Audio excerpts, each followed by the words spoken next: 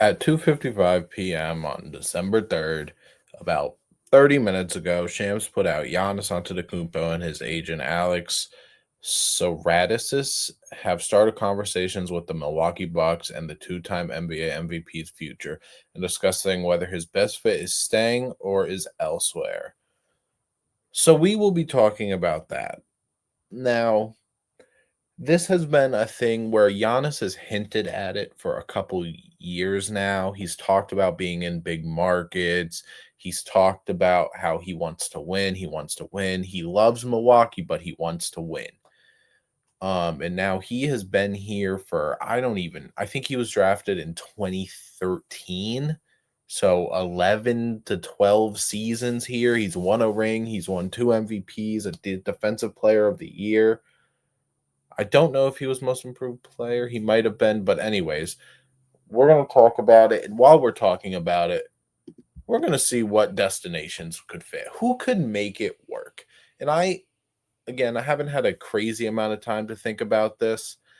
If you see the trending players, obviously Giannis, but second is Thanasis because wherever Giannis goes, I guess, whatever. Um, the thing that people need to understand while we are doing this is that the Milwaukee Bucks are going to lose this trade.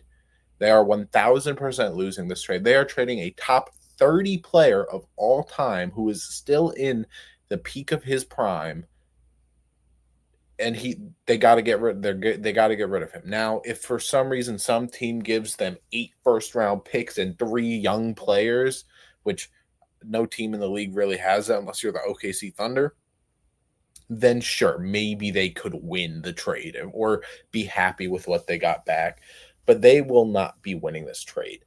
Um, so let's just look. So obviously we need to put the Bucks in here, who are 9-13. They are the 11th seed right now.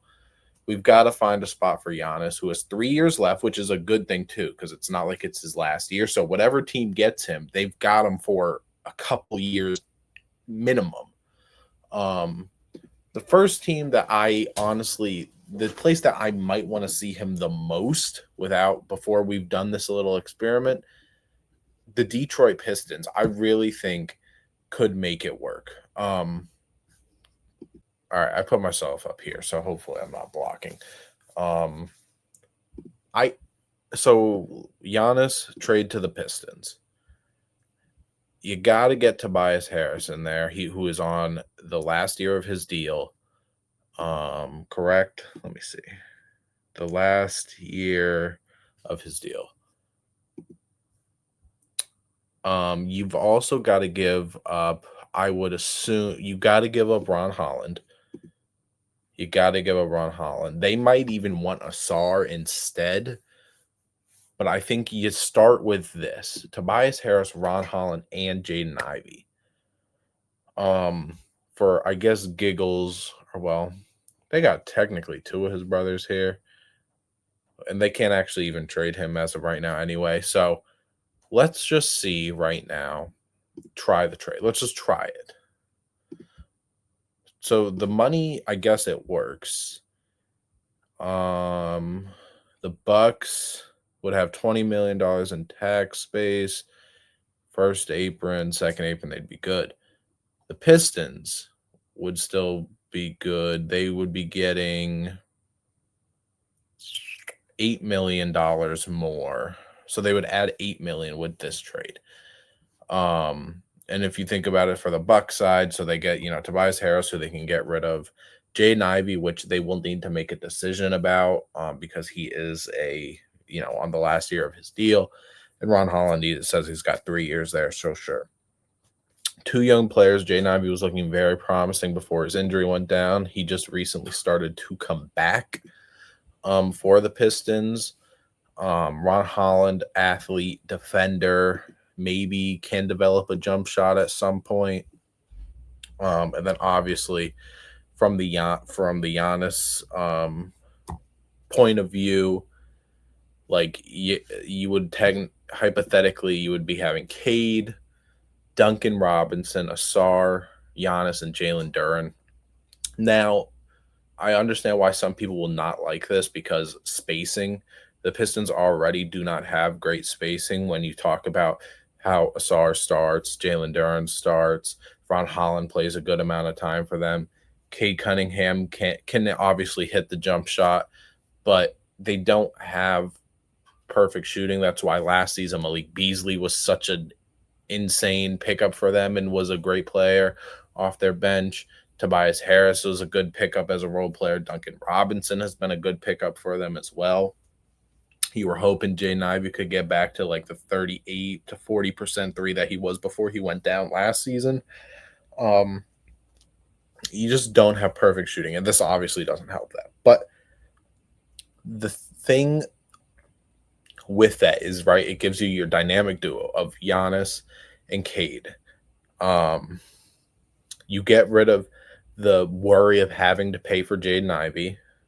Ron Holland, who again isn't a guy you'd have to pay right now, but you've got to re-sign Jalen Duren. That is the thing, because they did not do that this past offseason. And Jalen Duren has looked amazing so far. Yeah. And like Karis LeVert, you've got for another year. Beef Stew signed, Duncan Robinson signed, Cade signed.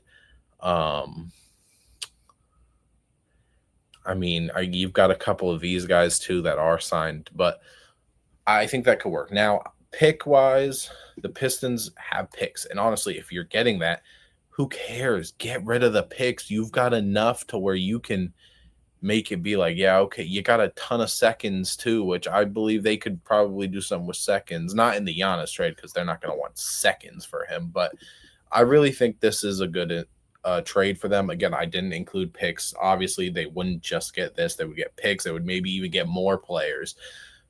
But I think this is not a bad framework for the first trade we will look at. Next, this is another one that has been happening a lot.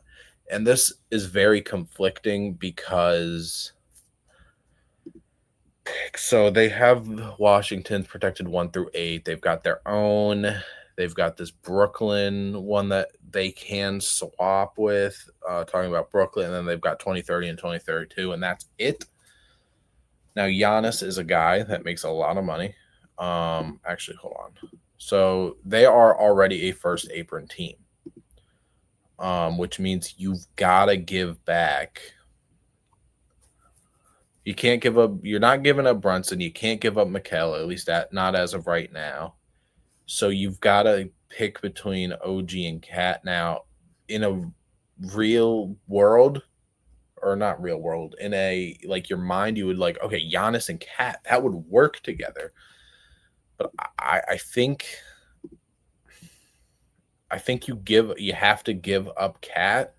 And if I'm being honest, I think you have to think about giving up OG, but then again, you would have to get somebody else too. And the thing with Milwaukee is they have so many people on minimums that, like, unless you're getting back Miles Turner, Kyle Kuzma, or Bobby Portis, you're getting somebody that makes like $2 to $4 million a year. Now I don't know, like, say we throw, hey, Kuzma, you got to go too. Based on just looking at the apron, it looks like it would work. And I can't imagine that there's too many things that the Bucks would want to keep Kuzma. Hell, the Knicks might not even want Kuzma. But if I'm being honest, if a trade happens for Giannis, it is not going to be a 2-teamer, I would assume, because there would be so much money having to be moved around. Again, unless you're doing like a 1-for-1 thing with Cat, like Cat for Giannis, but I don't think a Knicks trade would just be a 1-for-1. Now, would the Knicks do OG? Because OG is, I believe, hurt right now, and Cat is obviously a good player, but he's also making $53 million. Kuzma's got another year on his deal after this year, and then you potentially look at let's see. So you would potentially be looking at a lineup of like Jalen Brunson. I mean, if you want to keep starting Deuce or, Clarkson or whoever you want to start at the 2, because I mean, Josh Hart has been coming off the bench for this team currently, but you've got Brunson, you've got one of those guards, you got Mikal at the 3, Giannis at the 4, Mitch Rob at the 5, or maybe this is time where Giannis starts his center part of his career. Because I mean, let's be for real, he can do it. I don't know how he would feel about it, but I think that the Knicks definitely could make something work. It's just, are they willing to part with two of the, big four?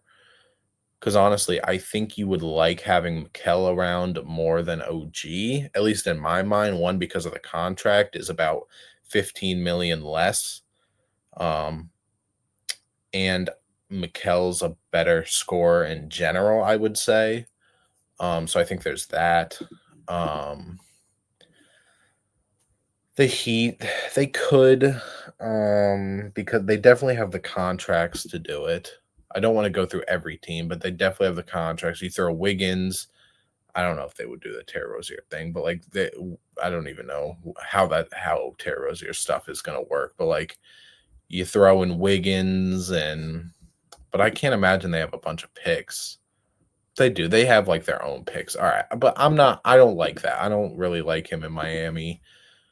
Toronto could definitely make the money work. Say if you say, hey, boom, Emmanuel RJ, get out. You have Ingram at the 2, Barnes at the 3, Giannis at the 4, or you just move them all down. Ingram at the 3, Barnes at the 4, Giannis at the 5. This team definitely has the contracts to do it, where you give up probably at least 2 of Quickly, Barrett, Pirtle. And picks, I mean, also if they want Grady Dick or Jacoby Walter, I think you got to throw that in there. Picks, they've got pretty much all their picks, and the Raptors have looked really good this season. So there's that. I mean, Boston probably could get it done, but they're not going to want anything from us. And honestly, I don't think they could really make it done, because even though, unless you're giving up Anthony and Derek White, and I don't know if the Celtics would do that. I think to the average fan, you'd be like, duh, give up Derek White. But I would, but I don't think that's gonna happen. Sixers, no. Bulls, I guess if they're in the running for Anthony Davis, if he gets traded, the Bulls could. No, then I don't like any of these bottom 4 really. The West, I mean, you just say, hey, Hartenstein, bye-bye. You say Caruso, bye-bye. Would that make the money work right there? That would literally just make the money work straight up. And you give up every pick. Because you got to think, Shea, they already re-signed. Chet, it's already signed. J-Dub, where's J-Dub? Already signed. Hell, Lou Dort's got 2 years left. Isaiah Joe's got 3 years. Aaron Wiggins has 4 years. Jay Will got 3 years left. Cason Wallace has 2 years. Now, when in a year or two, when that free agency does come around, you probably would be losing like an Isaiah Joe, maybe Cason Wallace, things like that. But that's if they really want to go all in. But the Thunder are 20-1 right now. They don't need to be doing that. Lakers, no. Rockets, no. I mean, I think they could do it. They say, hey, here's this. Here's this. You give us this thing, this boy right here. But the picks, I mean, do you just give up all 4? Does this work? Hold on. It doesn't. Why doesn't this work? By 10 million. So the Nuggets would have to give up another 10, which would mean who? That means Zignaji. Okay, so Zignaji finally is getting out of Denver. But I still actually don't know if that works. That's only 8. It does. Okay, so that works. Player-wise, that works. There are 3 players of the same position, but Cam Johnson can play a 3, Zeke can play the 5, whatever. I would hate it because that would just make the Nuggets that much better. But like, if I want to see him in Detroit, I mean, imagine a team of Giannis, Jokic, Jamal Murray. You still have Christian Brown. You still have Valanciunas, you have Payne Watson, Julian Strother, Bruce Brown, Tim Hardaway. Dude, I might be crazy, but that might be I think I'm going Detroit, then Denver are the 2 top places so far that I might wanna see him in. The Spurs, they could totally get it done. They are hard capped at the first apron, so it might make it a little more tricky. But we say, hey, HB, we say Devin Vassell probably has to go.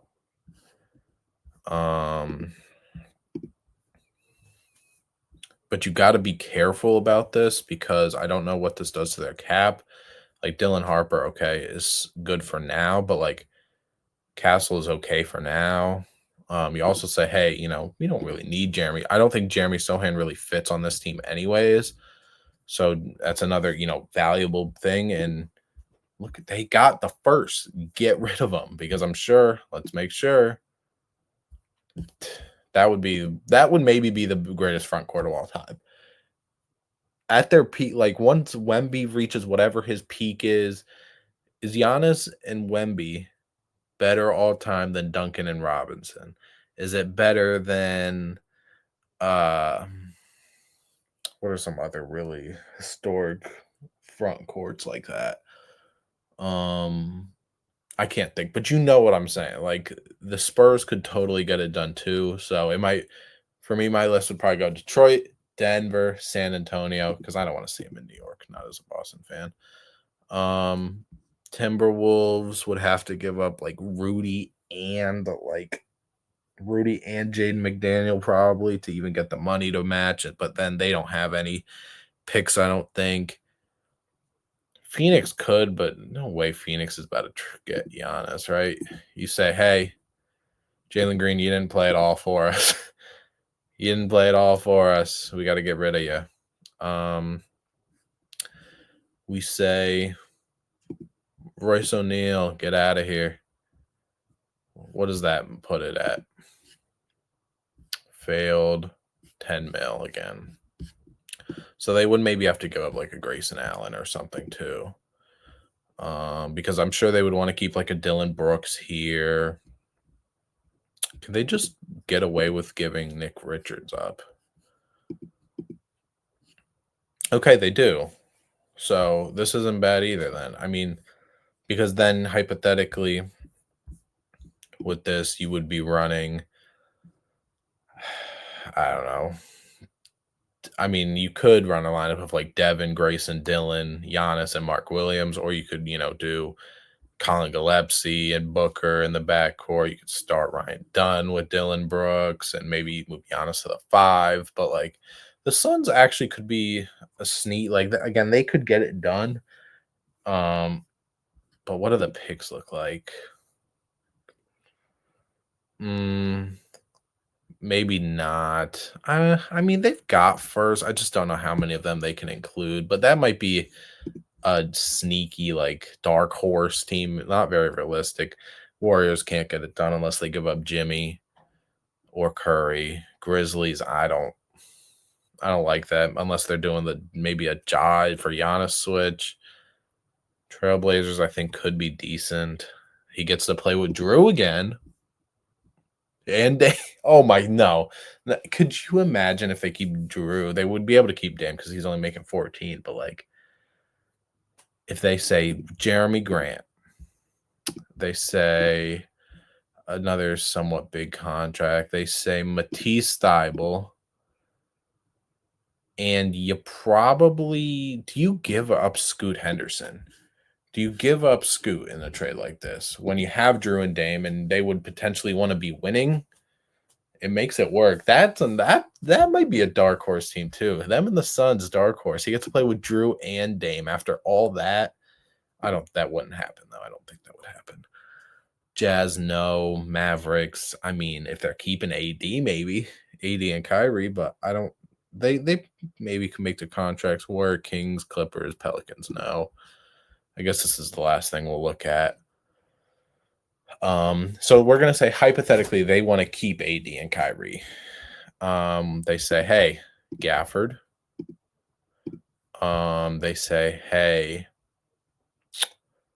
PJ Washington would be so nice to keep with him, but PJ makes money and Caleb Martin. I don't even know if that gets him close. Not even it doesn't get him close at all. Right? They still 15 million. Oh, there's so many financial things. Never mind. This wouldn't be able to work. I mean, maybe if you give up Clay as well.